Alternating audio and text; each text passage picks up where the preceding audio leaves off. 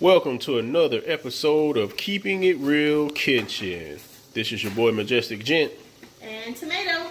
Yeah, so this episode, we're making macaroni and cheese. You just bring the water to a boil and you pour in the macaroni and cheese. Macaroni elbows. You don't pour in macaroni and cheese. You pour in the macaroni elbows. This is 2 entire boxes, so this is going to make a lot of macaroni. So if you're just making this for you and your family, depends on how big your family is. Say a family of 4, 1 box should do for a family of 4. Plenty. Yeah, 2 boxes, that's for like a bunch of people. So I think we're cooking for 20 people. Yeah, so 2 boxes should do it there. And how long do these should boil for, Tomato? 8 to 10 minutes. 8 to 10 minutes. Also, wait till you see the secret to make the bomb mac and cheese. We ain't gonna tell you right now. You have to stay tuned and watch out for it. Oh, by the way, they're gonna see it anyway. True. 300, well, not quite 300. That's a wish. That's a goal. We're gonna try to hopefully get 300 subscribers, but we have 200 plus subscribers. I want to say thank you to each and every one. If you like these videos, please click the subscribe button and the like button. So now you want to strain your noodles. And see, this is supposed to go in a pot. And you just lift it up. But guess what? It takes forever in a day to boil the water that way. And we just do it this way. This way works. Alright, so we want to melt some butter. Again, I like unsalted butter. While the butter is melting, I'm going to shred the cheese up. Majestic Jet. Cracker Barrel cheese. The extra sharp. That's what we wrote. That's the secret. It's what I like to use. And sharp cheddar. They didn't have any mild cheddar left, so I'm also going to use medium cheddar as well. Mm-hmm. All right.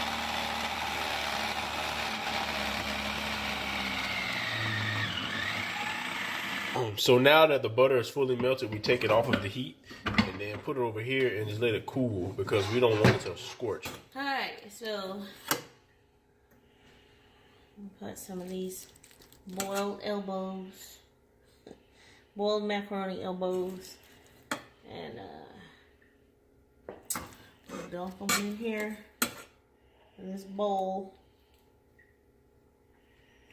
I put just enough as I figure I can season and stir. I'm going to season it with the black pepper.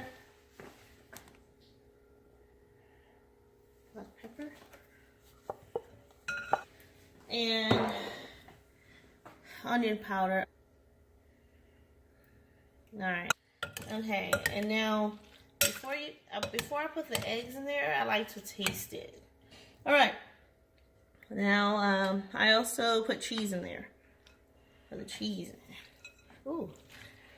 Mix the cheese up. Yeah, anyway. Yeah, that's it.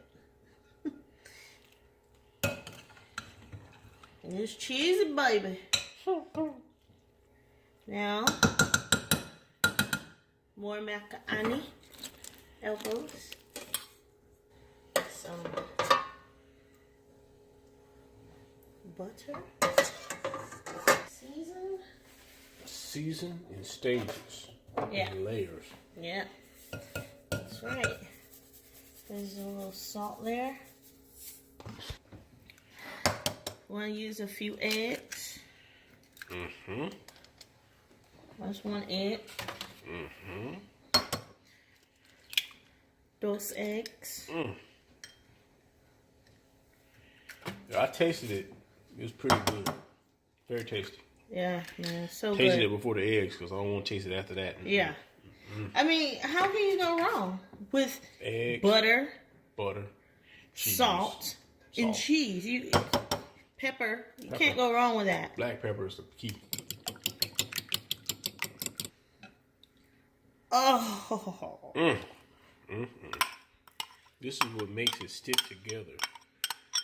This is what makes it a macaroni cheese casserole. Milk. Leche. I don't know how much. I just put it in there, maybe.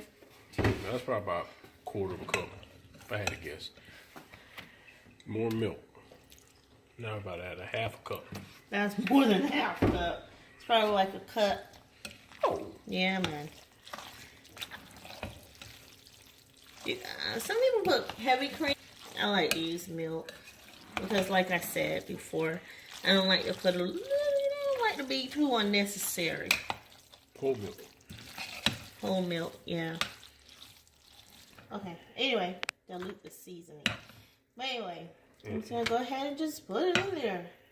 It's in there, and then I'm gonna just sprinkle some cheese on top like that. Put some more. Yeah. So you layer it like almost like a lasagna. Mm-hmm. That's what I'm doing this year.